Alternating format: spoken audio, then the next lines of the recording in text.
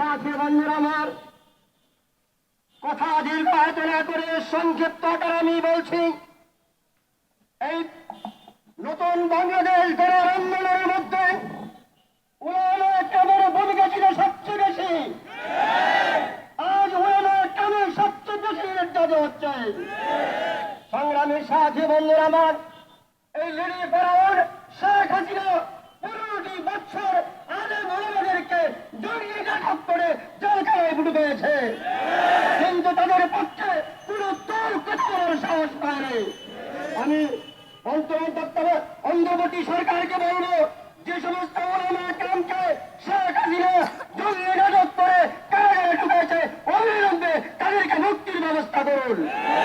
আর যদি মুক্তির ব্যবস্থা না করা হয়, তাহলে তাদেরকে কিভাবে মুক্তি করতে হয় ওলামা কেরাম সেই ব্যবস্থা করবে এবং আন্দোলনটা করে সারা বাংলাদেশে ছড়িয়ে দেবে ইনশাআল্লাহ।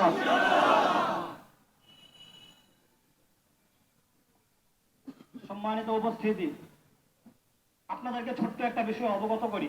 হাসিনা রেজিমে অনন্য সহায়ক ছিল র্যাব, যারা নাকি প্রতিনিয়ত জঙ্গি জুজুর ভয় আমাদেরকে দেখাতো এবং জঙ্গি নাটক সাজাতো। একটা ব্যাপার সুস্পষ্ট করি, কিছুদিন আগে সাদ নামক একটা ছেলেকে তার মায়ের খুনি বানিয়েছিল এই র্যাব।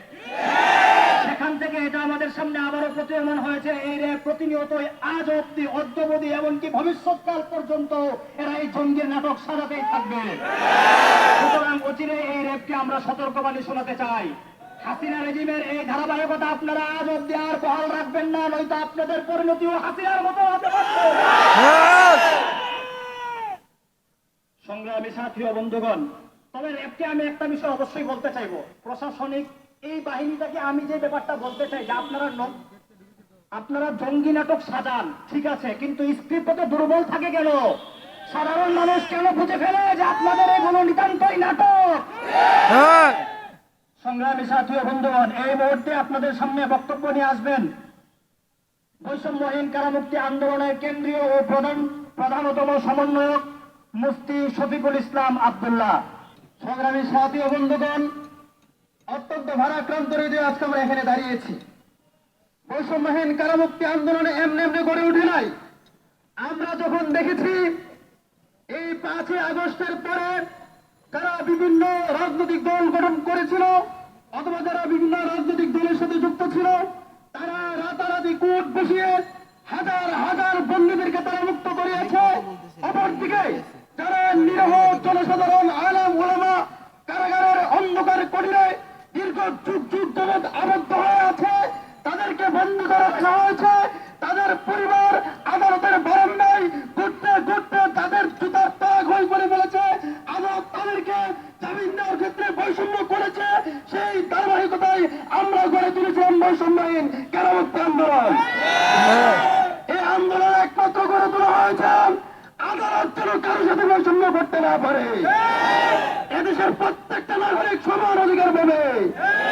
বিচারের ক্ষেত্রে এদেশের প্রত্যেক নাগরিকের আইনি অধিকার সমান থাকবে। কেন বড়দেরকে আগে মুক্ত করা হয়, কেন বড়দেরকে আগে জামিন দেওয়া হয়, আর যারা নিরীহ জনসাধারণ তাদের বেলায় কেন জামিন দেওয়া হয় না? সংগ্রামী সাথী ও বন্ধুগণ, আমার কাছে প্রায় ফোন আসেন, বিভিন্ন সংস্থা লোকেরা আমাদেরকে ফোন দিয়ে বিভিন্ন ভাবে কারার করতে চাই। আমি আজকে এই জাতীয় প্রেক্ষাপটে বাইতুল মোকাররমের উত্তর গেট থেকে তাৎক্ষণিক কণ্ঠে ঘোষণা করছি, বৈষম্যহীন কারামুক্তি আন্দোলন একটি অরাজনৈতিক মানবাধিকার ও সেবামূলক সংগঠন।